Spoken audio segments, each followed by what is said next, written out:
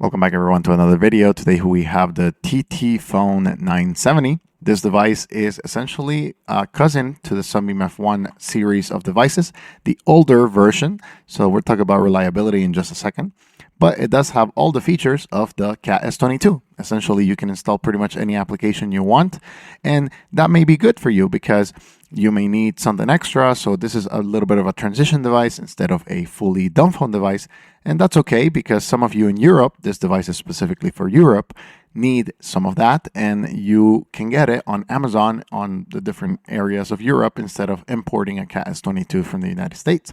Here are your frequently asked questions. This device, I think it's pretty good. I was able to test it outside of the country. So here in the United States, it doesn't work except with T-Mobile in very, very, very limited areas. But while I was on my trip to Nicaragua, which has better brands than the United States for this device, and I was able to test it, and it did pretty formidable, good days of battery life with minimal use and a lot of features that we're going to go over. So first of all, the device does have one unfortunate reality. This is an older device, and like I said, it's a cousin to the Sunbeam F1, the older version. So it does have a micro USB port. Then you have the 3.5 millimeter headphone jack. And of course, you have the volume rockers on the side. This one, if you press it, it activates the flashlight, and it has a very, very basic but not super serviceable camera. I'll be showcasing some samples right now of the camera so you guys can take a look into that. Again, not the most amazing. It's just extremely basic for emergencies only or for reading a QR code, something like that. Then you have messaging.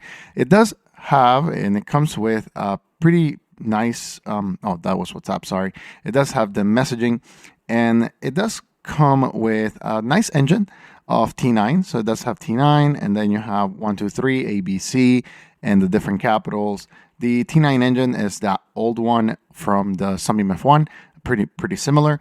At least it's not the same, but it's a little similar. And as you see right there, when you type, you have the ability to get your preferred, T9, hello, hi, and then it's going to start looking into the closest word that you actually want to type, and then you can move around if you want to, instead of glow is glob or glop, whichever one it is that you're actually needing.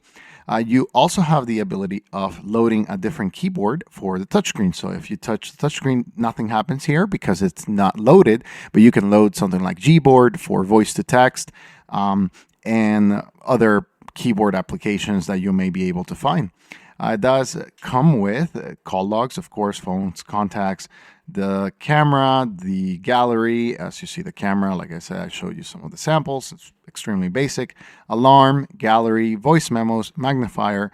Then you have social media. This is, if you're looking for a very, very basic phone, this may not be for you. So there you have social media. It does come with YouTube, Facebook Lite, browser, and email from the get-go. So if you're looking for a smarter device, right, but still this very tiny form factor that is not going to be super addictive, then, this is a recommendation that I'm giving to you. You have multimedia with an FM radio, recorder, music, and video.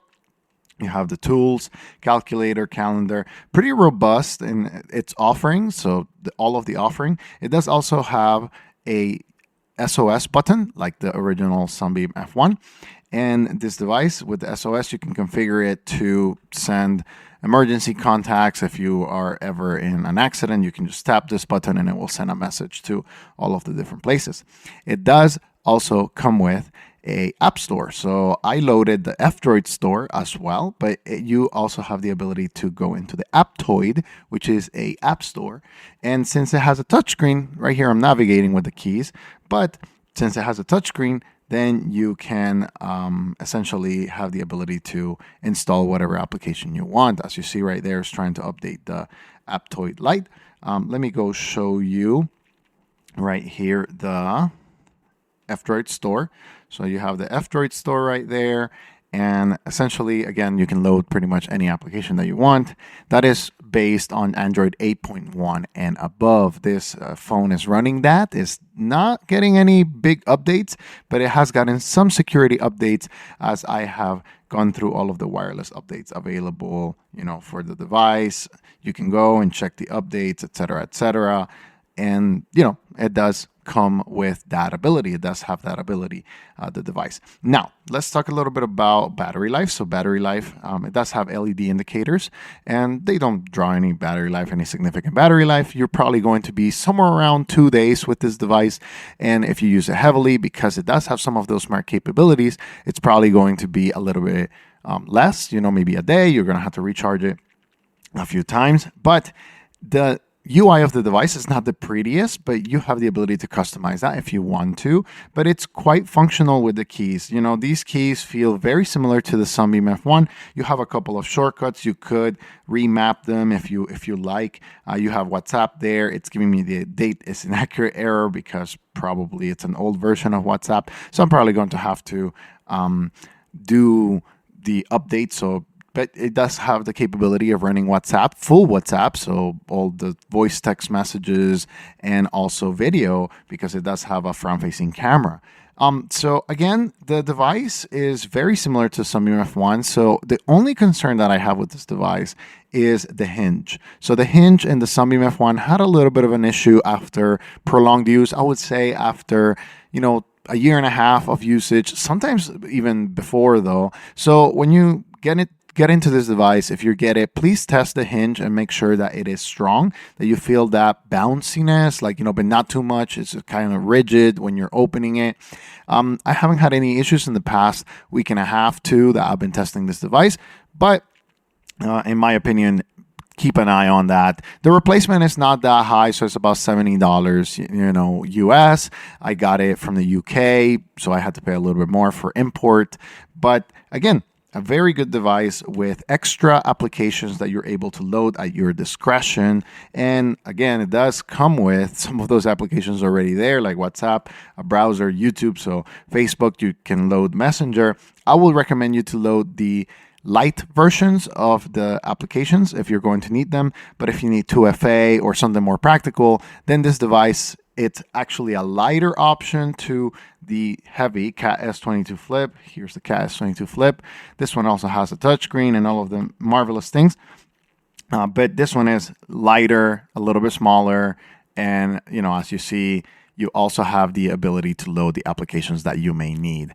This is a transition device, not necessarily a detox or, a super dumb device, but I am pleased with the price and performance of the device to recommend it to you guys to try it out. If anyone has extra experience, make sure to put your comments below so that we can gather more experience if you're a user of the TTFone 970 for a little bit more time, a longer time. But in my experience so far in the last 2 weeks, it has been pretty good, and I'll keep updating if there are any relevant updates to this device. Thank you for watching this video, and thank you for supporting. If you have any questions about this device or any other devices I have reviewed, make sure to put them in the comments below, and I'll be interacting with you guys. Thank you for watching. I'll see you in the next video.